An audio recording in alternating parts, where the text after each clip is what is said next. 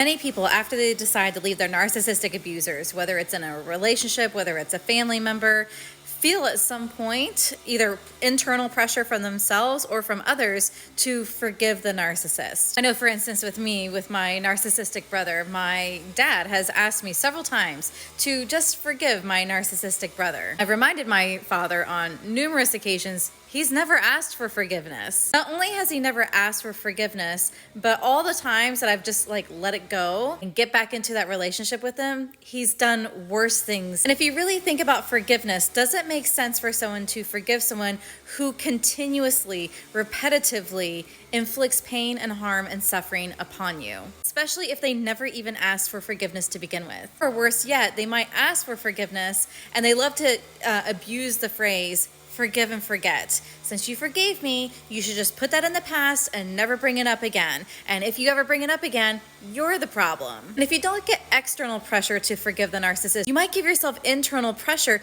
to forgive the narcissist because of just your own guilt for the situation, because maybe it's impacting your other friendships or your family relationships. But if you are abused by a narcissist for a long period of time, you know that if you forgive that narcissist, they will just use it as another way to continue the abuse against you. You can look at context clues of years and years and years of information, realizing that every time that you have forgiven them, nothing has ever changed. It is completely okay to say, hey, I actually believe that an apology and or forgiveness that's given for an apology requires consistent change to action. And since I've never seen that, it doesn't make sense for me to keep doing this. I am participating in this toxic cycle. And the only way I can see to end the toxicity is for me to remove myself from that toxic cycle and go no contact. You are not obligated to martyr yourself for the comfort of the narcissist. And just because you might decide to not forgive the narcissist, that doesn't mean that you're holding a grudge against them.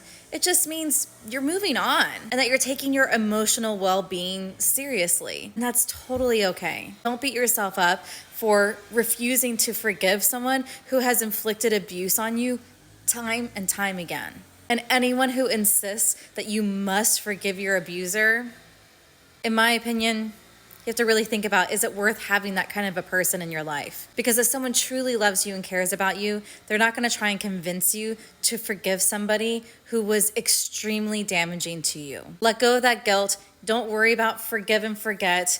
And no, it doesn't mean that you're holding a grudge. It just means that you're prioritizing yourself.